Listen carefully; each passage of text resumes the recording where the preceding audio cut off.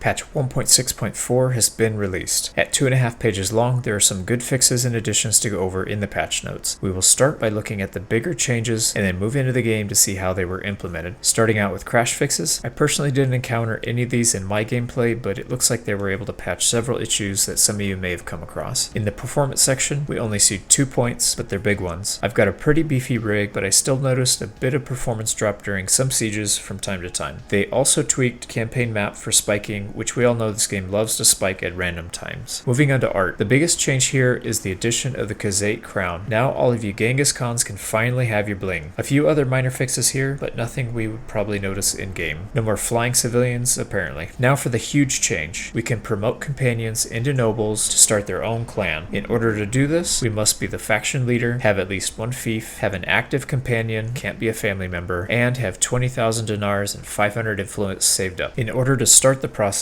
open the dialogue and promote them. We will give a fief to them. They will start at clan tier 2 and have a plus 50 relationship bonus with our clan. Armies will no longer form when factions aren't at war. This was quite annoying to see, as nobles would call everyone into their army during peacetime. I guess it's a weird kind of flex, balling out of control with influence. Fixed a bug preventing prisoners being donated to towns. For conversations and encounters, fixed a few bugs. One that allowed you to attack others even after paying for safe passage and being able to select extra candidates during marriage barter. I had not seen this one, but it sounds hilarious to marry off some random people that weren't even involved in the first place. Lots of small fixes in other sections. Khuzait tournaments should be a little easier now, fixing glaive damage to be blunt. Darkan have their throwing skill buffed by 20, which should help a bit. There are several small tweaks to armor. Reinforced chainmail barding was moved to Vlandia from Sturgia, so more horse armor for the faction that uses lots of cavalry. Makes sense. And Big Daddy Dirthert himself got a wardrobe upgrade for his battle armor. Only a couple fixes for multiplayer, not much to talk about there. A performance increase for missile physics, which is great. The Ballista got a huge boost. An increase to fire rate, flatter bolt trajectory, making it easier to hit longer shots, added a sight, better AI usage, and a couple other minor tweaks. The Ballista was already a nasty weapon, but now it's easy mode. Get ready to level up that bow and athletic skill. Another big change here with the AI logic. Implemented a system that approximates local superiority, which helps the AI to distinguish between a nearby lone enemy from larger groups. Sometimes the AI would get easily ambushed by a mass of smaller parties, but now there is logic to determine if an engagement is worth taking based on who's around them. They also added some RNG to the decision, making it harder to game the system and lure parties into an ambush. This is a great fix and should preserve AI parties for longer during wars, instead of YOLOing to try to kill a small party.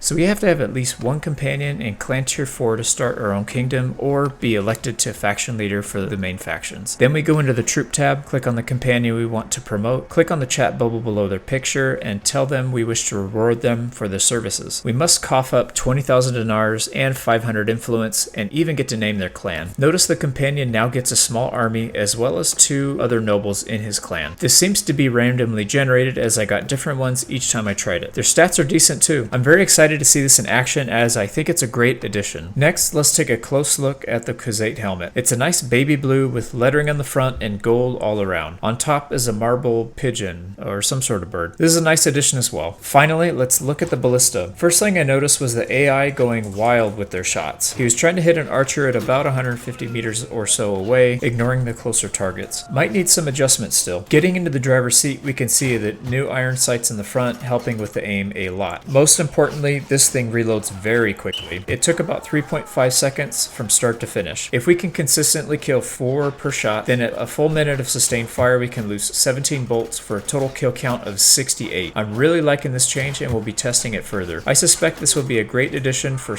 offensive sieges, as well as the iron sights and reload time will make it easy to pick archers off the wall. That's going to wrap it up for 1.6.4 patch changes. I hope you found this video informative. If so, please hit the like button to grease up that YouTube algorithm for me. I really appreciate all the support. If you like Bannerlord content and would like to see more, consider subscribing. Thank you so much for your time, and I'll catch you on the next one. Take care.